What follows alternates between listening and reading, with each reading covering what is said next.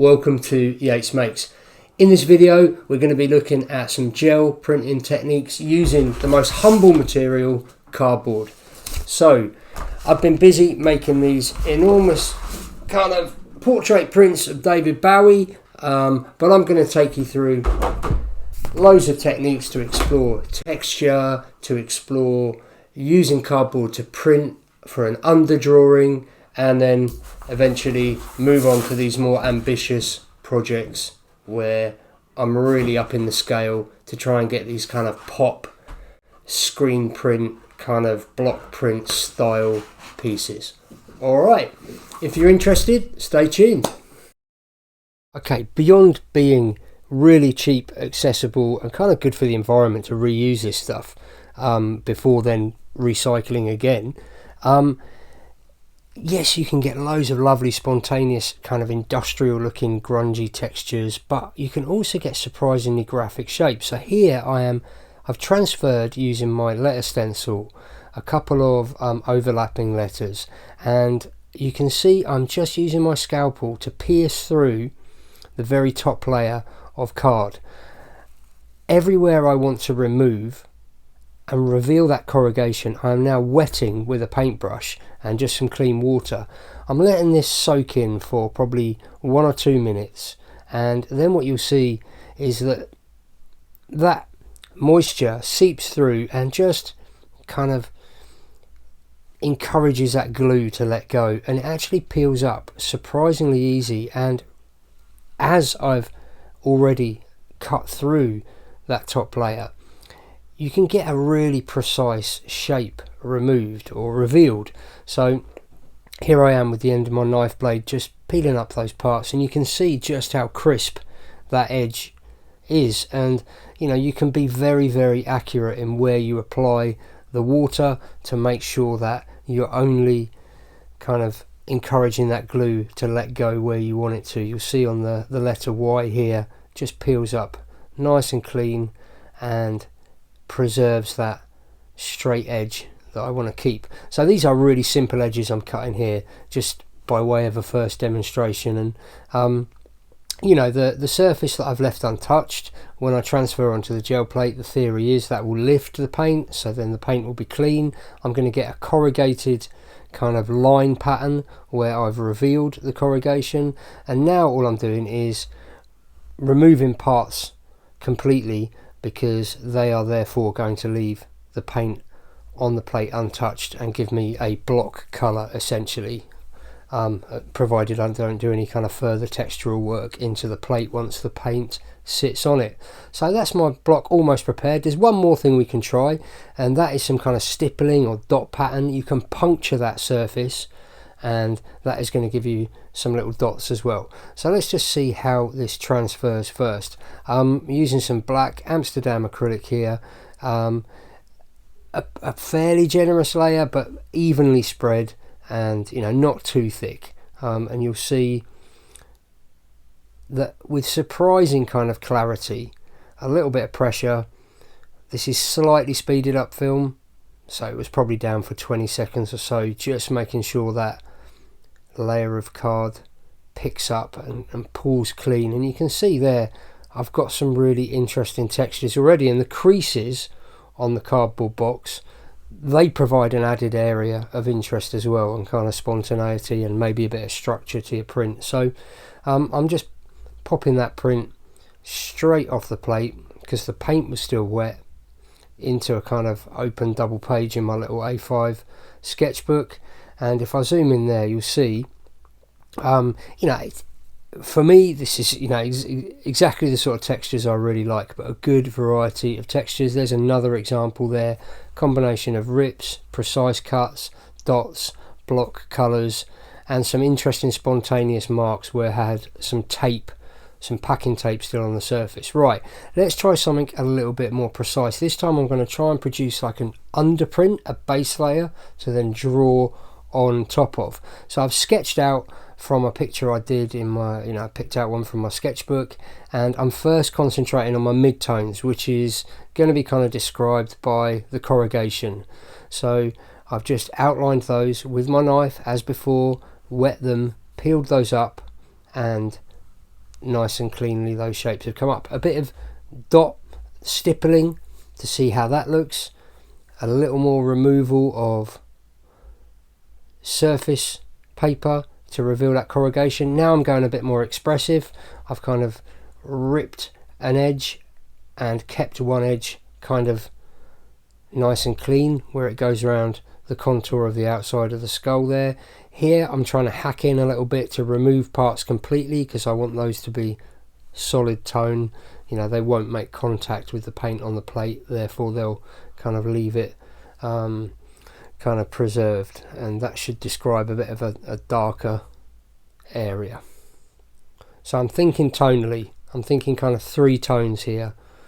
Where I leave the box, the cardboard untouched, that's going to be my lightest areas. Where I've pulled back to corrugation, that's going to be like a half tone. Again, where I've done some dots, that's going to be a half tone. And here, just like where I'm cutting this piece out of the kind of nasal cavity of the skull, that's going to be my darkest areas. Okay, so just like with my first example, I'm now going to chop away a bit of the background just so that kind of describes a bit of dark or colour or whatever I decide to print with. So I should get a good contrast here, a good range of tones. So I'm mixing up here, this is just Amsterdam pewter mixed with black to give me a kind of grey.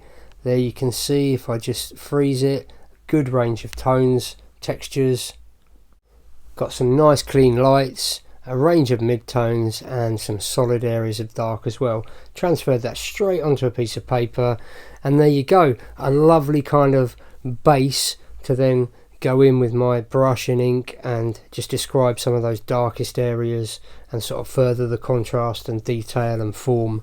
And yeah, just I love the way those kind of graphic broken areas sit against the expressive line work and block kind of marks with the ink.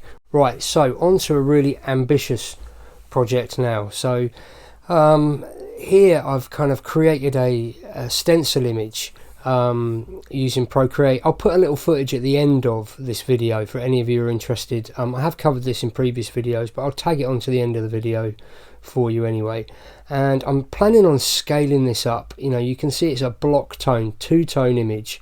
So I'm just gridding it because that's going to really help me scale it up, as it's quite a big box that I'm putting this onto. And you can see there, if you've never used this technique before, run a ruler long edge through your diagonals, and any point on that ruler is going to give you the exact proportions as you scale up. So now just adding my grid to the exact kind of proportions that my smaller gridded picture is, and then it's just simply a matter of going box by box, describing what is in each of those boxes, to then eventually, almost like a jigsaw, bring your picture scaled up together. I find this grid method, if I'm looking for some accuracy, especially with quite a graphic image like this, is just a far more efficient, quick way than doing things by eye. So yeah, there you can see I'm just using little reference points within each box, halfway marks, thirds marks, anything to help you speed things along and get this as accurate as possible. I've seen many people use this method even if they're not too confident with drawing, to get some really good effects. So I'm just going over now with a felt tip pen just to make some of my lines a little clearer, and then the kind of laborious task of running my knife around the outside edge of every single one of these shapes, because what I'm about to do next is all of those parts that were grey on my small kind of edited image that I'd printed out, they are going to be removed back to corrugation. This is my plan anyway. So just like before, once I'd run my knife blade around those edges, I'm now going in with my paintbrush and just piece by piece making that surface damp, leaving it for a minute or two. Once it had soaked in a little, released that glue, tucking my knife blade under the edge and just peeling up. So this took a little work, but What I was hoping is that I could reuse this kind of cardboard stamp, or whatever we're going to call it, to produce multiple prints. I was really interested to know just how many. So for me, now I knew the technique would work. I was willing to put this investment in hope that I'd get 3, 4, maybe 5 prints out of this. So there you go. There's me just ripping back, and about an hour later I'd got to this point. I'll just freeze it there. You can just see how clean those edges are. Right, so printing, you can see I've got my 2 big 16 by 20 gel plates squashed together here because I needed a fairly big surface. So these are about the biggest things I've ever tried to print on the gel plate, and I'm nearly at the full kind of dimensions of 2 16 by 20 inch plates squeezed together. Inking up was a challenge because you've got to be quite quick, so a good bit of pressure. I used my hands probably for about 15 seconds or so, and then I got a few books just to make sure it made contact, left it for a little while, peeled up carefully, and there you go. You can see fairly clean transfer and some nice spontaneous marks as well. There you can see the surface of the stamp, ready to reuse again. A little zoom in to see the clarity of the transfer. And you can see, particularly from this first transfer where the cardboard was kind of raw, it's really pulled it up nice and clean where I want my effectively want my whites. Okay, so once that was completely dry, I'm just having some fun now, masking off a ripped edge and just running some colour down part of the image just to kind of break up that lighter area a little bit. As long as you're fairly light touch, you won't disturb any of what has already been transferred. Right, I'm mixing up a kind of pinkish colour now, very light pink, just to like dab all over the image, because this is the kind of wet layer that I'm going to use to pull this print straight off of the plates and onto a big sheet of paper.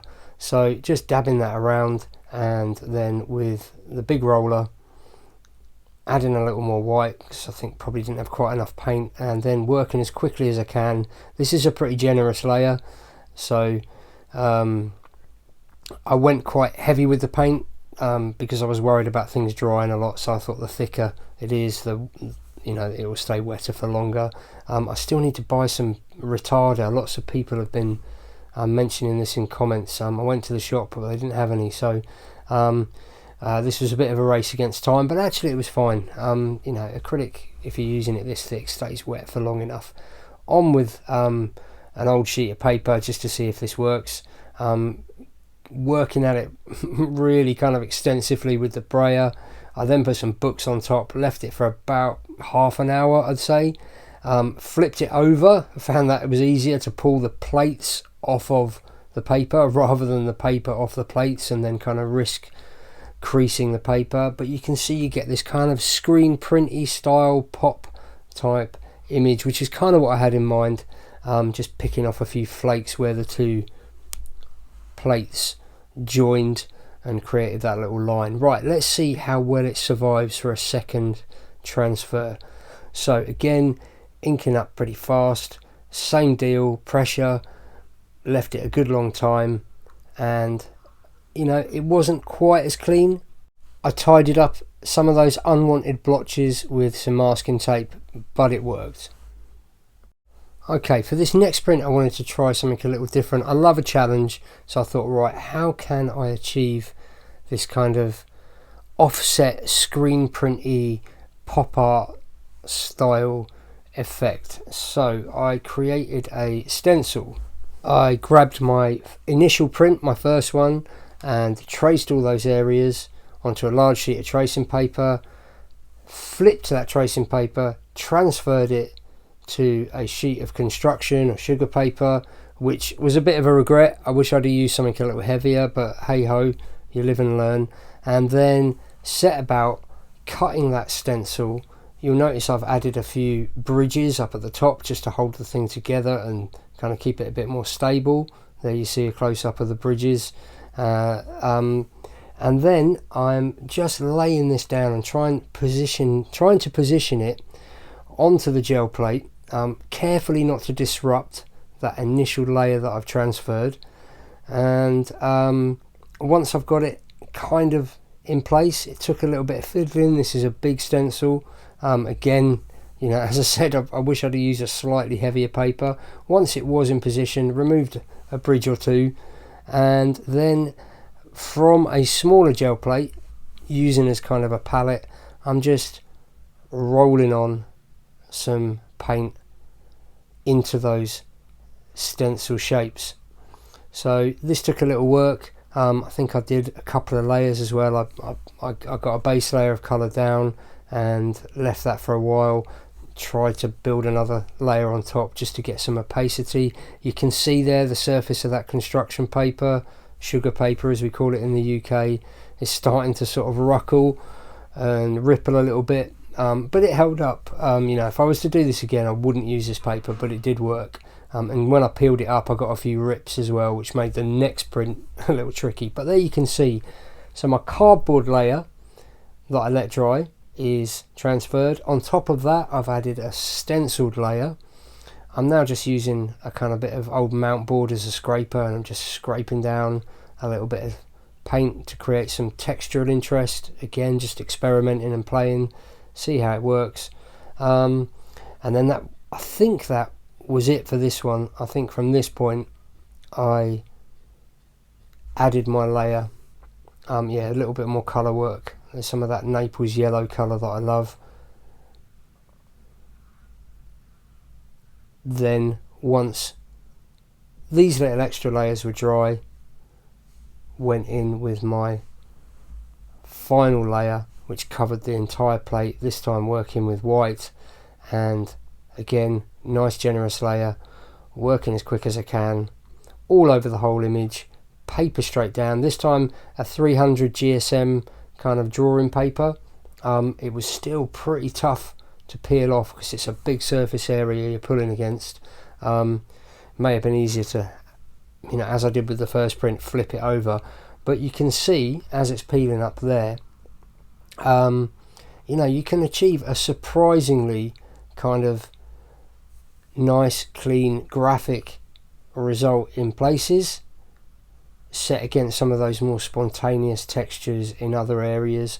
And you know, it's a kind of halfway house between that kind of screen print and relief print look.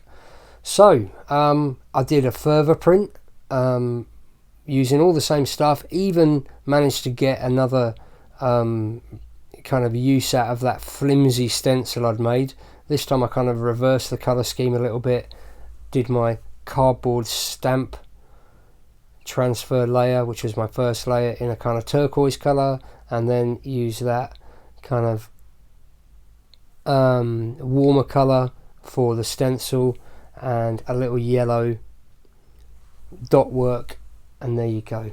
This one I preferred, love the colour scheme of this, and I really love those spontaneous kind of textured areas down in the bottom half where that cardboard stamp isn't picking up quite as efficiently the paint off the surface. I actually really like those areas, so very encouraged, really enjoyed this experiment. Okay, there you go. I hope you enjoyed the video. If you did enjoy it, drop it a like. Please comment below with any questions, suggestions, anything else you feel you might want to see in a future video. Add those to the comments as well, and I'll see what I can do for you. These pieces of work will be up on the website soon. If you're interested, you can have a look. Remember to subscribe, support the channel. Hang around at the end of the video. There'll just be a quick 1-minute tutorial on using Procreate to create the stencil style image that I used as a starting point for the David Bowie prints. And I'll look forward to seeing you soon in another video. Take it easy. Ta-ta.